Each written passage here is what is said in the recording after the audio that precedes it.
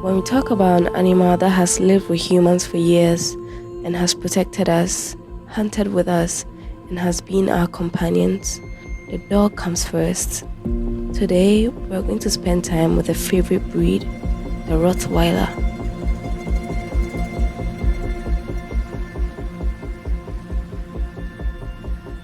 Hello everyone, I am Mami Sika, your number one Kasoa ambassador. Today I am with Peter Vigilio. He is the founder of House of Vigilio Rottweilers. He owns the best Rottweilers in Ghana, right here in Kasoa, and today we're going to be talking to him. First of all, why Rottweilers? Why Rottweilers? Is it because they are aggressive? Because people know Rottweilers to be aggressive. Is that why you like them? Okay, so on Rottweilers, why I love Rottweilers, it's difficult for me to answer because I believe if you have a reason for loving something, when the reason is no longer there, you end up losing what the love you have for the thing. So I don't have a specific reason for loving Rottweilers, but then I just love Rottweilers. You just have a connection with them? Yeah, that kind of thing. Okay. So I just leave it there. So no reason to love, no reason to not love. So that's just it. But you love them so much that you are the president of the Rottweiler Club of Ghana.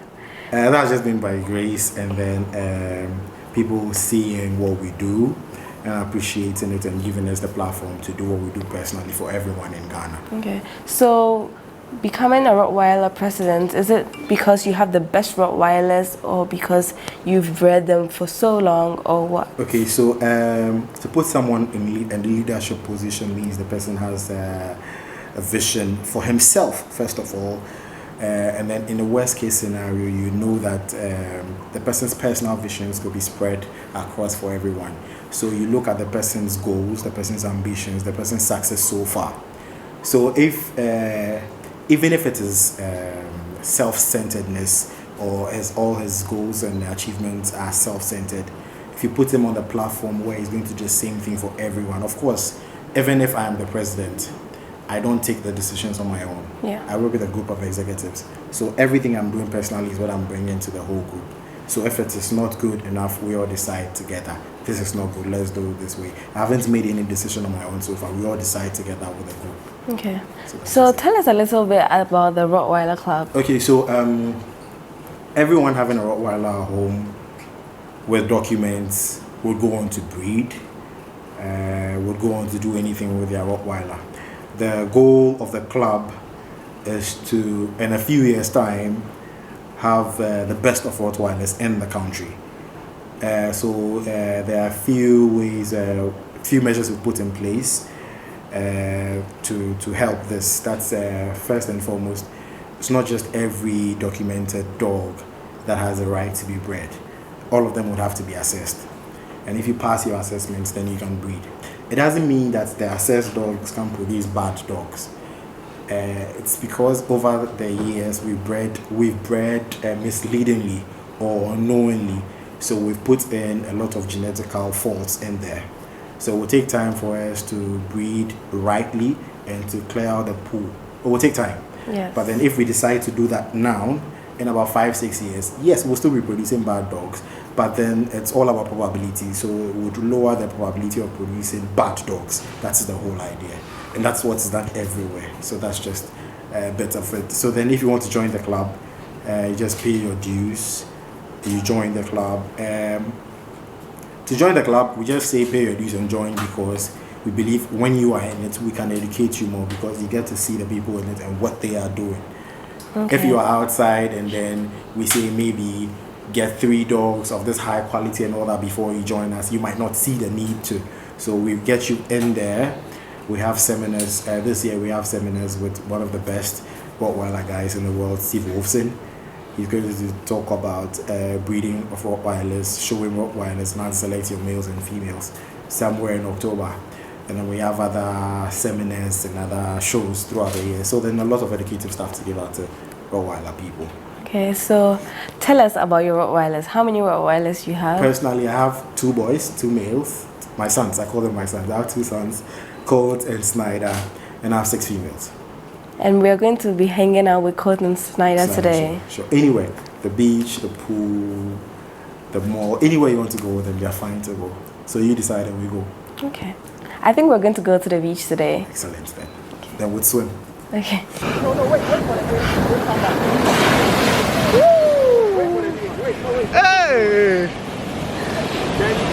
I have dogs, right? And one thing I struggle with are parasites, internal and external parasites. How do you deal with that for your dogs? Okay, so with my dogs, ideally, we are told to deworm every 2 to 3 months using different brand of dewormers. For my dogs, if I'm feeding raw meat, I deworm monthly. And then that's for internal parasites. Then for ectoparasites, flea sticks, what we do is our dogs have a regular bath, and then any dog coming into our compound is thoroughly checked. But then you are never safe. So once in a while, we use Bravecto. That is during the flea and tick season. Or if we happen to have these Fulani guys passing by all the time, definitely do drop some ticks. Yeah. And the ticks are attracted to blood, so they moved into our compound. Yeah, so once in a while we use Bravecto. Other than that, it's just bathing and nothing else. I think this whole year I haven't used any Bravecto or Simparica yet, so we are cool. So okay. That's just it. And your dogs are pretty big, right? What do you feed them for them to be so big? Is it the feeding that matters, that makes a dog the size that it is? Okay, so then firstly it goes to genetics. So dad is big, yes. Mom is big, yes. Definitely not all the puppies will be big. And then it's not really about size for me or for breeders ideally. It's about conformation. Just that I happen to be at the largest side of the end of the height and weight for my breed, because I like my dogs big. But then there's a range for height and there's a range for weight. So I just happen to be at the higher side.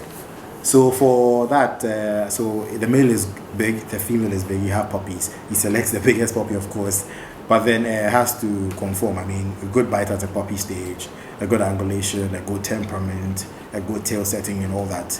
And then that is why I always advise, if you want to breed, you let a breeder or a trainer, or if you can learn on your own, you learn and then help you in your puppy selection.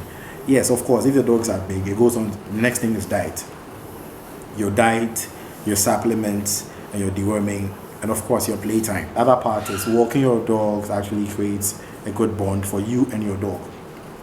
If you know how to control your dog on a walk, the directions, the movements, the encouragements during fright moments or hyper moments, all builds a bond between the two of you. And it's good exercise for the human too. I mean, if you end up running your dog 1 kilometer 2-3 times a week, it's enough exercise for us. So that's just it. Okay, let's go back to feeding, okay? Mm-hmm. In Ghana, so many people feed their dogs with just like human food. Is that okay? Is that healthy for the dog? Okay, so I won't say no and I won't say yes. But then there are some no-nos for dogs, like onions and then some vegetables and some fruits. So just need to go find out what is not good for dogs and then don't feed. But then I think the people who created the dogs have thought it wise to make food for them. If you can feed raw, excellent. By raw, I don't mean just cutting chicken pieces and then leaving it. No, it still has to be balanced. So some organs, some lean muscles, some fat, some meaty bones and all that, and vegetables. So that's what a raw diet is about. So feeding raw is expensive, so I don't do it all the time. I do it if I need for my dogs. I feed them just once a day. They're in excellent shape. What is one key thing that everyone should incorporate into their dog's routine? Good kennel management practice. I think that encompasses every single thing we've said so far, from feeding to exercising to playing to puppy raising to hygiene. I mean, it encompasses everything, so that's just it. Mm-hmm. If someone is looking for a dog to buy, right, what is the key thing they should look for? Okay, so everyone that has come to me so far, whether you're buying from me or want me to recommend you to someone, I ask, if you're a family man, I ask, are your people at home comfortable with dogs? Because you can't be the only dog lover in your house and then send the dog home and expect to have the best puppy or the best dog as an adult. You'd have issues. It's just like going to the orphanage to adopt a child. If you're a couple, the two of you have to go and then pick up a child and sign documents and all that. I mean, this is just to help you provide the right environment for the puppy as it is growing. If not, you end up having a disaster in your house. Either it's going to be attacking everyone, or it's going to be overly shy, or it's going to be an abused dog, because if you're not around, no one cares for the dog again. So first thing for me is, if you're a family person, do they like animals in general? If yes, and they're afraid of dogs, that is better. But if they don't like animals at all, then you can't have a dog at all. So from there, of course, we go to pricing. If you can't meet my pricing, we could not dog plenty. We could just end up for them no sharp. But if you can meet the price, then we go to, are you going to breed? Are you using for just security? I mean, just tell me the truth. I'll be able to pick up the right puppy for you. If you lie to me now, it goes against you later. So that's just it. And then I end up coaching every single person who has crossed at my end, or bought puppies at my end, or bought puppies from others, or even crossed at other end. Once you need any information, you come to my DM, I'd answer you. Okay. And you charge the most for mating in the whole of Ghana. Why is that? Is it because your dogs are the best? Okay, so let me just correct that. If it comes to who takes the highest start fee, in general, it is my boss Otto. For his bullies, he takes about 10,000 cedis, 7,000 cedis. For Rottweilers, yes, right? For Rottweilers, Kolt is the highest right now, 3,000 Ghana cedi. And of course, because he's the best. Hey, if you want better, he's the best. If you want better, show me. What does a good Rottweiler look like? Because a lot of people have been scammed. Oh, well, yes, of course, a lot of people have been scammed. I wouldn't like to use any of my dog's pictures as that I do. For people who already know a good Rottweiler, what a good Rottweiler should look like, it's easy. But for those who don't know, I'd advise that, the best you can do, if you don't know the breed, forget Rottweilers, if you don't know the breed you're going in for, and you have doubts, ask a friend. See, please don't ask a vet. Please don't ask a vet. Ask a friend. If you don't trust your friend, please just go online, Google it, Rottweiler, or just go on YouTube. I mean, these days the internet is there to show us the right things. And then please don't be scammed. Somebody tell you, oh, I have a Rottweiler, it's red. Of course, if you type red Rottweiler on the Google search, you would find. It doesn't mean that is what it is. But the Rottweiler is a black and tan breed without any white markings. And then, so that I won't do it, but then let me just do it. I'll show you some of my dogs, and that's how Rottweiler should look like. Thank you so much for talking to me today, Peter. Anytime. Kasoa people. We just came back from the beach. We rinsed the dogs off the salt water. We're about to feed them. But before we get into that, please go and subscribe to Peter's YouTube channel, House of Vigilio Rottweilers. I will leave the link in the description. You better go and subscribe. I am Mami Sika, your #1 Kasoa ambassador. Remember that Obra, but life is how you make it. Till next time, bye-bye.